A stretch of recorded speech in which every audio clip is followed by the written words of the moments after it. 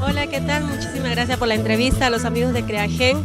Gracias por la oportunidad y amo demasiado, nací para quererte.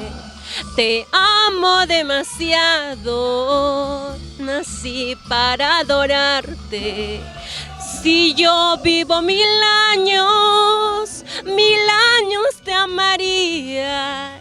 Si yo vivo 1000 años te amaría. Qué bonita. ¿Cómo te ves de acá a 5 o 6 años? Bueno, en mi vida personal, en el mundo del arte ahí seguir pues, luchando, porque como le digo, eso no es fácil y tienes que estar ahí luchando siempre. Sarita, ¿tienes producción de por medio?